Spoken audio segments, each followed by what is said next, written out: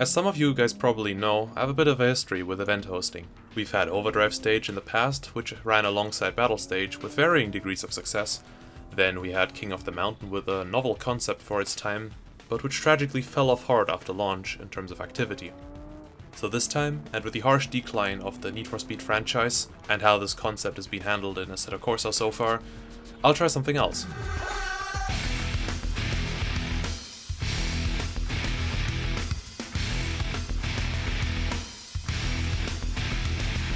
Yep, it's gonna be a faithful recreation of the spirit of the Need for Speed Hot Pursuit games within Assetto Corsa.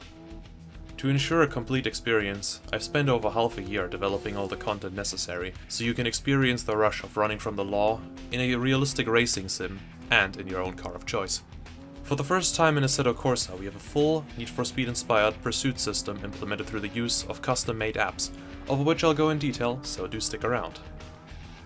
Starting off with the police team, I've assembled quite a large fleet of vehicles for them. Starting out with the legendary Ford Crown Victoria Police Interceptor, advancing through powerful cruisers like the Ford Taurus or Dodge Charger, lastly ending up with the Interceptors, high-end sports cars which have been retrofitted for police use to catch any speeder who wants to try their luck. And they will try to stop you, as dedicated officers will be rewarded with unique variants of these existing cars. There are also specialized machines, like a pickup truck and the pride of the department, a fully flyable helicopter within Assetto Corsa. All of these machines have been tuned specifically to outmatch their civilian counterparts, forcing fleeing suspects to think ahead and plan their escape route. Racers, meanwhile, can choose any car to their liking within some relatively basic regulations. So anything from a slightly tuned Suzuki Swift to iconic motoring legends like the Ferrari Testarossa are all allowed on the same field. Just make sure it can handle the rough speeds, roads, jumps and sharp turns all around Union Island. With its long straights, winding roads, landmarks and scenic views, it's the perfect playground for all of these cars. But now, how will the event series actually play out?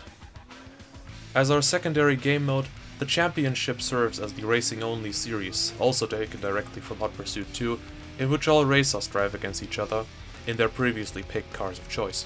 The layouts can vary from circuit, sprint, to any kind of knockout. There is very little BOP, allowing for very diverse grids and unique strategies to play out. With that, we arrive at the heart and core of this event, Hot Pursuit, in which one or multiple suspects attempt to stir up trouble by getting into a police chase, then escape from the law. The rest of the participants will play as the police or can spectate in traffic cars, which is optional of course. Police players need to be careful, as the difficult track can make pursuing very challenging and spots for coordinating takedowns are hard to come by. They are expected to have a basic sense of racecraft and safety margin in order to arrest the racer in one piece. The racer, on the other hand, has no boundaries. All that matters to them is getting away. Pursuit driving is a skill in the real world, so it will require a bit of practice to get good at it. But how does all of this work? Well, let's get to it then. So first we have the heat level app. This is the main brain of the pursuit system and only used by the racer. They will initiate the chase after running from an officer, after which they can fully focus on their driving. The app will only inform them of their pursuit status, currently authorized police tactics and other details. As we can see, the lower the heat level, the more restricted the police team is in their tactics. This will be the racer's best time to attempt their getaway.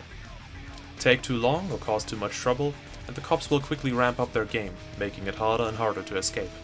They will find out about new permissions through the in-game chat and can adjust accordingly. Cops, meanwhile, will use the Police Dash app. This equips them with a radar gun and a switch box to operate their lights. Here we can, for example, arm our light bar to activate automatically once we start moving our car. To join a pursuit, we have to manually locate our suspect and get close, then do the same as they did before. Once in pursuit, further abilities such as teleportation or redeployment will unlock. Cops can teleport through the Comfy Map app, which is their primary way of getting ahead of the suspect for advanced tactics. At the bottom of the app, we can see if we are authorized to teleport or if we are on a cooldown. Track your suspect safely, keep an eye on the messages, and you'll be on top of your game as a police officer. Do well for long enough, and you'll earn a vehicle upgrade. The Police Dash app will also help you with performing advanced tactics such as the pit maneuver. To perform a pit, enable your radar gun and match your suspect's speed. Once it's within a safe threshold, carefully push their rear axle away in order to cause a coordinated spin. This is the most effective after heavy braking zones or in slow speed corners. If your suspect, however, is flying at top speed, you may consider setting up a roadblock. For this, you simply want to position your vehicle to your liking and wait for the set roadblock switch to appear. Then, turn the steering wheel towards the side on which you want your barricades to deploy and hit it. Holding the brake pedal down at the same time will deploy additional barricades on the rear of your vehicle. Lastly, spike strips carried only by the utility truck are a little bit more complicated.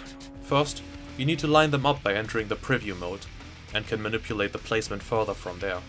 Once satisfied and fully visible, you can set the spike strip with a corresponding button. Simply call the hit or miss afterwards, and there you go. You're now a vital asset to your police force. Finally, we arrive at the biggest novelty here, the PD's helicopter. To use it in the event, we need the HeliFuel or HeliDash app, which works functionally similar to the other apps. To operate the chopper itself, we simply shift into 4th gear and give it a bit of throttle in order to lift off, then switch to 3rd to hover. Steering left or right will move you laterally. Throttle and brake will move you forward and backward. To descend, we use 2nd gear. To climb, we use 4th. The spotlight can be slewed horizontally by the steering wheel. Holding down the handbrake at the same time allows you to move it independently from the helicopter. And that's everything. Join the Discord down below, ask me questions if I forgot to mention anything, and I hope to see you on Saturday when we run our next pursuit.